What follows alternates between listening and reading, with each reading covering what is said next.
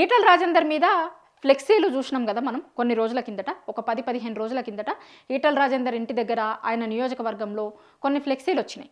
ఈటల ఏడుపే బీజేపీకి శాపమని, ఆయనకి రాష్ట్ర అధ్యక్ష పదవి రాకపోతే ఏడుసుడే, కేంద్ర మంత్రి పదవి రాకపోతే ఏడుసుడే, ఇట్లా రకరకాలుగా ఏడుస్తుండే ఆయన పార్టీ మీద పడి. పార్టీ ఎమ్మెల్యేగా ఓడిపోతే ఎంపీగా కూడా అవకాశం ఇచ్చింది, అయినా సరే ఇంకెందుకు ఏడుపు అని ఒక ఫ్లెక్సీలు వేసిరు, పెద్ద పెద్ద బ్యానర్లు వేసిరు. ఆయన నియోజకవర్గంలో కూడా విపరీతంగా వేసిరు. అయితే ఆ ఎవరేసిర్రు అనే దాని మీద వాళ్ళ పార్టీ ఎవరేసిర్రు అని చర్యలు తీసుకుని స్టార్ట్ చేసింది. అట్లనే పోలీసులకు కూడా కంప్లైంట్ ఇచ్చిర్రు. ఇక లాస్ట్కి ఫైనల్గా ఆయన దొరికిండట, ఆ ఫ్లెక్సీలు వేసిన ఆయన దొరికిండు.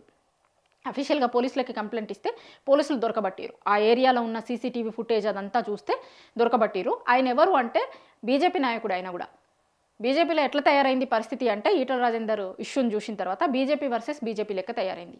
వాళ్ళ పార్టీలో ఉన్న నాయకుడే వాళ్ళ పార్టీ ఎంపీ మీద ఫ్లెక్సీలు వేసిండు. కానీ దొరికినాయి నేనున్నాడు, ఇది చిన్న చేప పెద్ద చేప దొరకాలి అంటున్నారు ఈటల అనుచరులు. ఆ ఫ్లెక్సీలు వేసినాయనని దొరకబట్టిరు.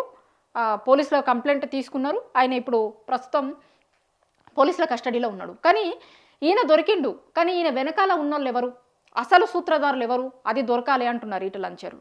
చిన్న చేపను పట్టుకున్నారు కరెక్టే, కానీ పెద్ద చేపను పట్టుకోర్రి, ఏసినైన ఈడున్నాడు, ఏపించినైన ఎవరు, దీని వెనకాల ఈయన కాదు ఇంకొకరెవరో ఉన్నారు, పెద్ద తలకాయ ఉంది, ఆ పెద్ద తలకాయ గురించి తేలాలి అంటున్నారు ఇప్పుడు ఈటల అనుచరులు. ఇది మొత్తం పంచాయతీ ఎట్లా తయారైందంటే ఈటల వర్సెస్ బీజేపీ అన్న లెక్క, బీజేపీ వర్సెస్ బీజేపీ అన్న లెక్క తయారైంది. చూడాలి ఈ ఎపిసోడ్ ఎక్కడికి పోతుంది, ఏం జరుగుతుంది, ఈటల మీద వేసినటువంటి ఫ్లెక్సీల ఇష్యూ వాళ్ళ హైకమాండ్ ఎట్లా చూస్తుంది, ఎవరి మీద చర్యలు తీసుకునేందుకు సిద్ధమవుతుంది, ఈ ఇష్యూ మొత్తం కూడా ఎక్కడి వరకు దారి తీస్తుంది అనేటువంటిది భవిష్యత్తులో తెలుస్తుంది.